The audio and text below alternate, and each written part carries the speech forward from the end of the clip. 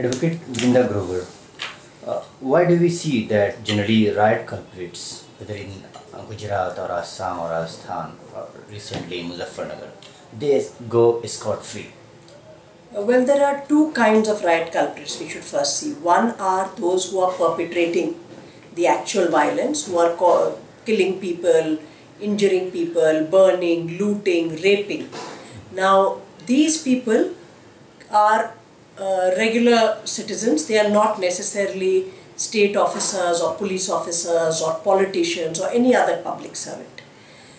We have seen that in the past, some of these are sometimes arrested if the investigation is done properly, and they may even get convicted after many years. We saw that in post-1984 and even post-2002 in very few cases. The reason why most of them, even that crowd, if we are unable to see any conviction, is that we have an investigating agency which I believe there is an institutional bias against religious minorities, and we are refusing to acknowledge that.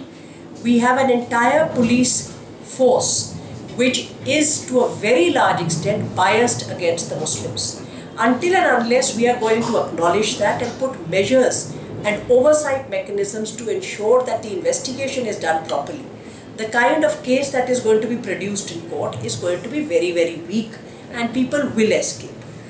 There is another category of culprits which I think require greater attention. These are people who are in positions of state power. It can be a police officer of any rank, right up to a senior rank. It can be somebody in the executive, a minister, a chief minister, an MLA, or it can be a DM, it can be an SHO, it can be any other public servant. This category of persons, to my mind, the law is very weak.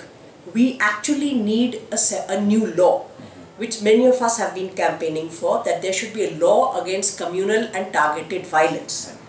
Under that law, these people should be held accountable and they should be held criminally liable.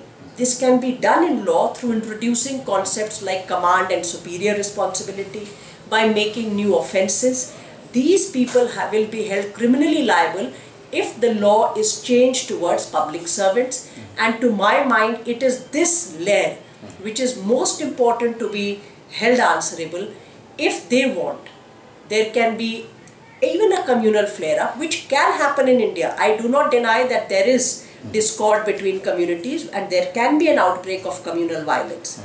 However, those people sitting in state power and position have enough power today to control it, to prevent it, to stop it. The fact that Muzaffarnagar flares up in this manner, the fact that there were meetings allowed to be held with weapons, clearly shows that many persons in administrative power and authority and political power and authority are directly responsible for allowing this to happen, for dereliction of duty, for culpable inaction, and they should be held liable under law and criminally responsible for this. Right. Woman is the first and the biggest victim of any criminal riot we have seen since independence, even before independence also. Rape is used as a tool to torment the victims. So how do you think the rape victims, particularly we have seen in Muzaffarnagar also, they can get justice? It's very difficult. For many reasons, rape survivors and victims, as we know, even under ordinary times, find it very hard to get justice, not only because of the way the investigating and legal process is, but also because of the social stigma, etc. that is attached to this. During a situation of communal crime, it becomes even more difficult because there's a lot of effort made both by state authorities as well as by the more powerful community to suppress. It's the only way it can happen is if there is an enabling environment provided, which is the responsibility of the state, whether it is of providing witness victim protection, whether it is of ensuring that the testimonies are recorded properly, of ensuring that they have the wherewithal to go and depose, their statements are recorded properly. All this is the responsibility of the state, in the absence of which it's a very heavy burden to place on the woman to go and depose and to fight this battle alone. I would, however, say that there is also responsibility of the community to make sure that they stand by a woman who's fighting for her justice and not to attach any stigma or shame, but rather to see her as a representative of the community and to allow her to depose courageously. Right. As for proceeding of legal justice is concerned, we have the experiment of Gujarat 2002 on our back. So how do you think these victims in Muzaffarnagar can get justice? I think in Muzaffarnagar, we can see even today that there is a lot of evidence available, whether in the form of photographs, whether in the form of testimonies. It is very important that there is no delay that is done. FIRs are lodged. Wherever the victim is, the police needs to go there.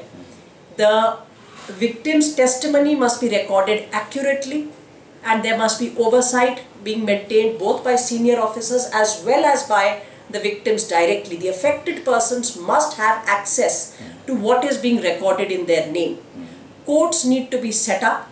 People need to be arrested. Until and unless we see arrests taking place, why would anybody want to come out and give evidence? We need to understand that in Muzaffarnagar in particular, a lot of the fear is also because you do not know what the future holds for you.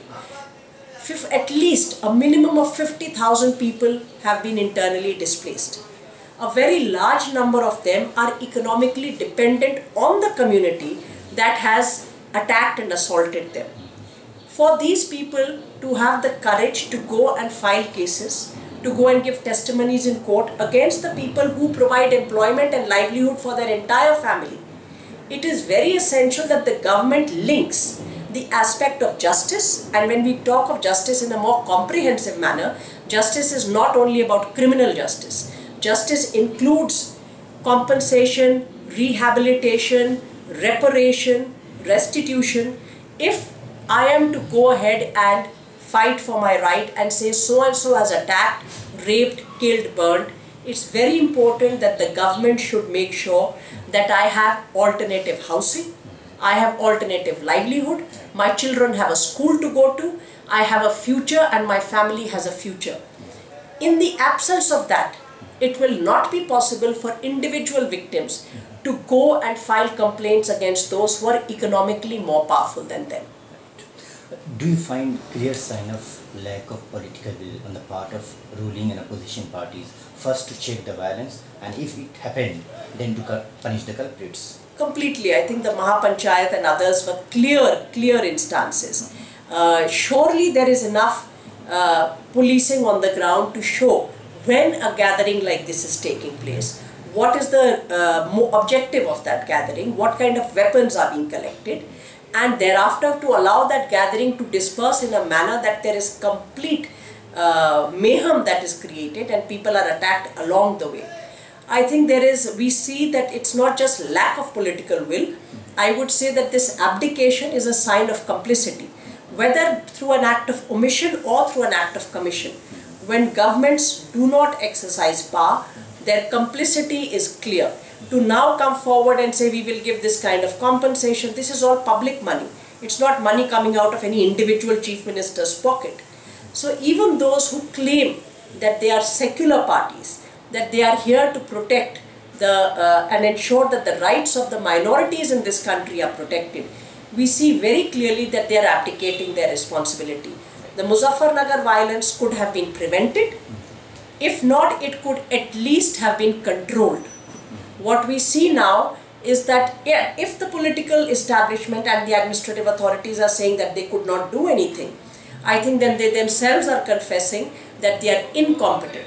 In which case we should ask them to please leave. Whichever SHO, whichever DM, whichever SP feels that he could not handle the situation, he should be asked to leave his position and let more competent officers take over, because these are situations where violence could have been prevented and controlled.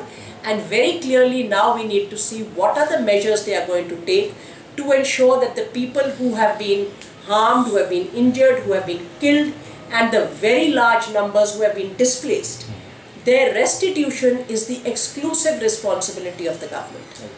Last question, madam.